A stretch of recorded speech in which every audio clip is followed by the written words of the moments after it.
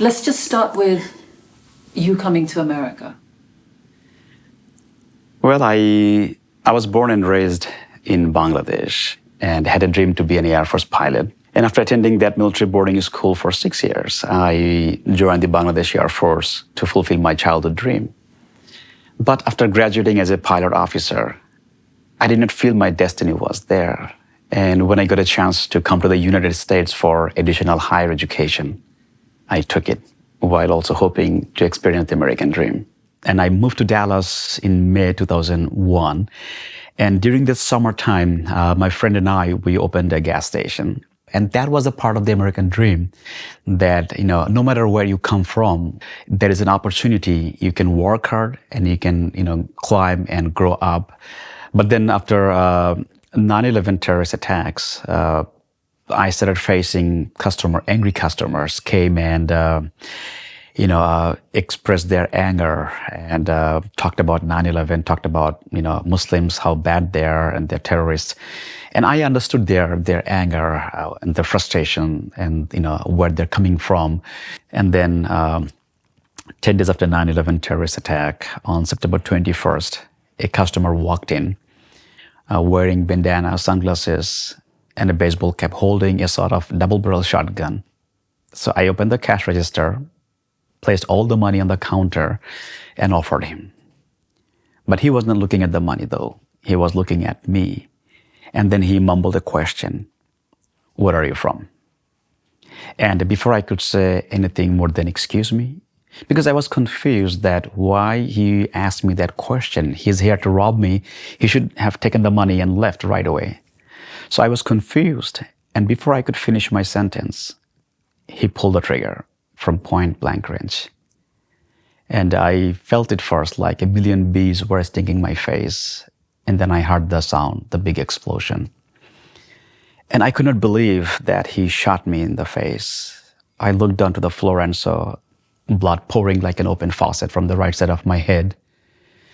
And I remember myself screaming, "Mom," top of my voice. And I placed my hands on my head, thinking I had to keep my brain from spilling out. And I looked down, and then I looked left, saw the gunman was still standing there. And I thought, if I don't pretend I was dying, he would shoot me again. So I fell to the floor, and he finally left. In an instant, I had become disfigured, losing blood and strength rapidly, fighting to stay awake, and I was fighting to stay alive.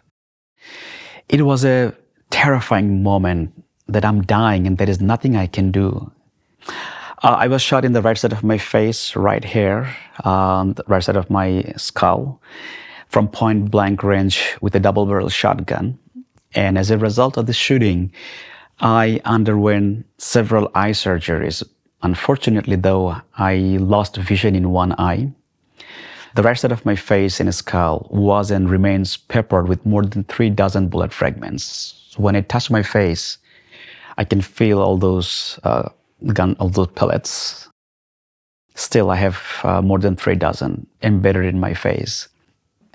In the beginning, it was very tough because once the wound is fresh and the emotion is raw, it is not easy to go through challenges, to go through trauma. You need support. You need your loved ones around you who could at least comfort you, if not do many things that you needed, but at least there is a safe shoulder, a safe person who can come and give you a hug and hold you and hug you.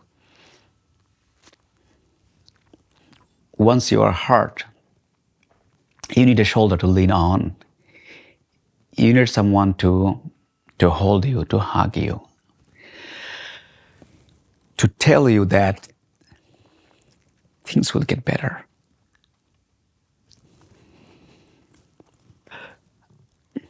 I didn't have that. It was extremely painful to live like that every single day. I wanted to get out of this fear this pain, this trauma, but I didn't know how. I kept asking God that please help me. It's killing me. I always believed that there is a reason God saved my life and then put me through all this pain and suffering one after another one. Maybe He was preparing me for something bigger for the future. And as a part of my Islamic faith, I always believe that we go through challenges not to be destroyed, but to find our inner strength. I give a deep dive, went through a healing process where I started growing mentally, emotionally, and spiritually.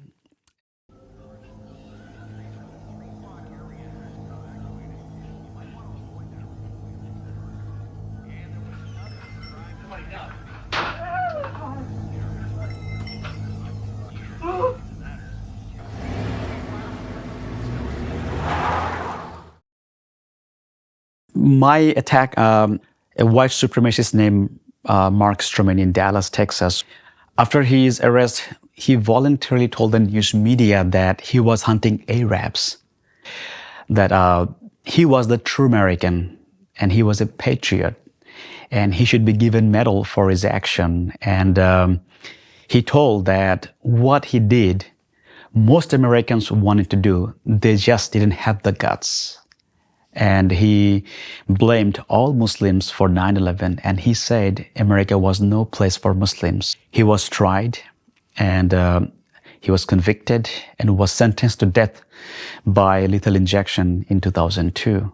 I was asked to go to the trial, even though I didn't want to, because I was extremely scared at the time that if I go to the court, if I go in public, his friends or people in his network would kill me.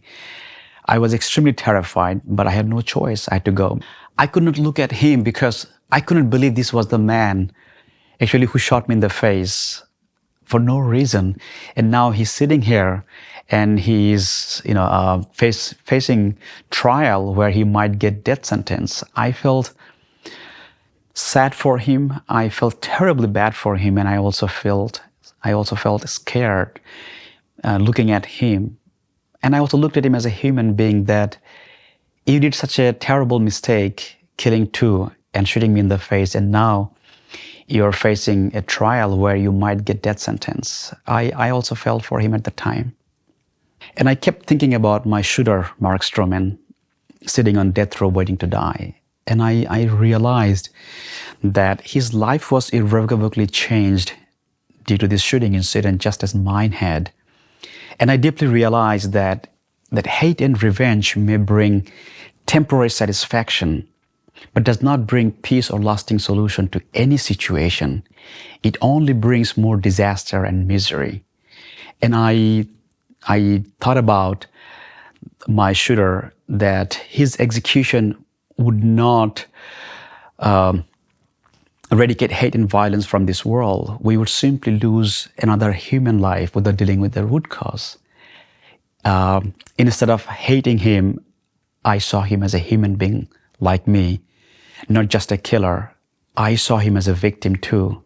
And I deeply believe that if he was given a chance to live behind bars, he might be able to become a better human being and contribute to society in a positive way.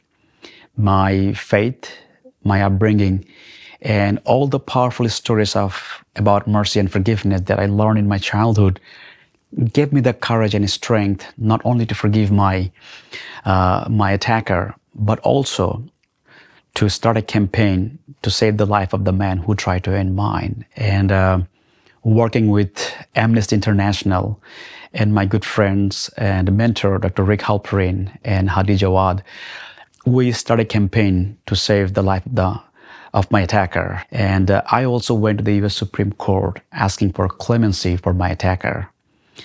And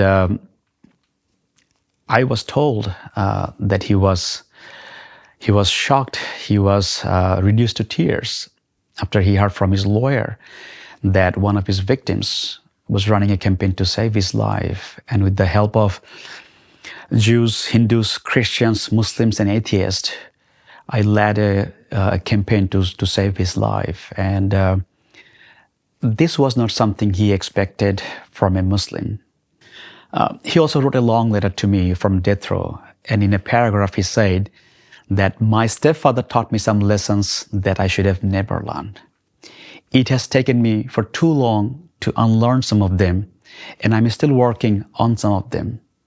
I don't know who your parents were, but it is obvious they are wonderful people to lead you to act this way to someone you have every right to hate. And after reading that letter, I was crying because I deeply felt that there was a deep wound in his heart not having a loving and kind parents in his life, which I had. And maybe that's why he thanked my parents for raising me so well. And that's why he thanked my parents. It was so powerful, it was so written so eloquently that I felt extremely empathized for him. And I thought, this man can help others like him in the free world if he was given a chance to live behind bars. And I did my best, fought to the last moment to stop the execution so that he can live behind bars and he can also contribute to society in a positive way so that others could learn from his mistake and could grow and contribute to society so that there would be less hate, less violence, and less killing in this free world. I wanted to meet him. I wanted to ask him all the questions. I wanted to clarify. I wanted to know from him what inspired him to take up arms against innocent human beings, how he felt it was justified to kill some brown-skinned people who had nothing to do with 9/11, where the inspiration came from, and why he did not think twice before pulling the trigger, that these people had nothing to do with 9/11, why he couldn't stop himself, what was going on in the mind of the people around him. Did he ever talk to anyone? Did anyone try to stop him? Was he alone? Was he lonely? What triggered him? So there were many questions I wanted to ask him, not to accuse him, not to complain, but wanted to know the answer so that I could close the gap in my heart. I could close the wound in my heart and move forward. The day he was supposed to be executed, July 20th, he put me on a list of people that he wanted to talk before the execution. So I got Mark on the speakerphone, and what could you say to a person who is getting ready to die in a couple of hours? But I had to make up my mind that I wanted to tell him the good thing. I wanted him to hear what he had heard so far from his lawyer and from his pen pals, from everyone. I wanted him to hear that, so that it gives him more comfort and peace that he had the chance to talk to one of his victims and how the victim, loved him. So as soon as he came on the phone, I said, Mark, you should know that I never hated you and I forgave you. And he said, Rais, thank you so much. I never expected this from you. I love you, bro. And when he said that two words, love and bro, it just brought tears in my eyes right there. That why you couldn't say the same thing 10 years ago. Instead of pulling the trigger, you could have said the same thing, that, hey man, are you afraid? 9/11 happened, people are being beaten up, people are being shot. What can I do to help? You're my brother, I'm here to help, I'm here to protect you. And I thought, it's the same human being. 10 years ago, his heart was filled with hate, ignorance, violence, which pushed him to pull the trigger. And now he's the same human being 10 years after, but his heart is filled with love, compassion, friendliness, empathy, humanity. And that's why he was able to see me as his brother. And that's what helped him to love me. Because I see there is so much trauma, so much hate and violence going on in this world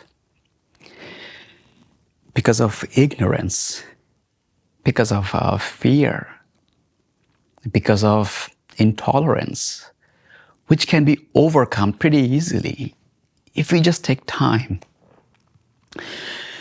to learn about each other. And at the end, people like Mark Stroman, in his own words, he was never a serial killer, never was a murderer before, but got inspiration from the media, from the people in power, in media and public office, to take up arms against innocent human beings. While he lost his life along with his victims, the people in power, in media, in public office never even lost sleep at night. It's the people who take up arms against innocent human beings. They lost their lives, bring trauma, pain, and suffering to their loved ones, to their family members, along with the victims and their loved ones. And the cycle keeps going back and forth and back and forth. It has to stop at somewhere. The people in power need to do a better job making policy, saving minorities, making rules and regulation that will bring common good, not just people with your faith, people look like you, or people follow your lifestyle. We have to find ways to end the cycle of hurting each other. And we want to give him a second chance so that others like him can learn from this experience, that people can learn and grow given the opportunity and given the guidance and love and kindness and forgiveness. Well, I believe that my American dream came true. I was able to overcome my fear, the sadness, the depression that I went through after the horrible incident, and I was able to climb up slowly and get back to a normal life, and also get settled in this beautiful country and do my work, help others, and help others to also overcome their challenges they go through in their lives.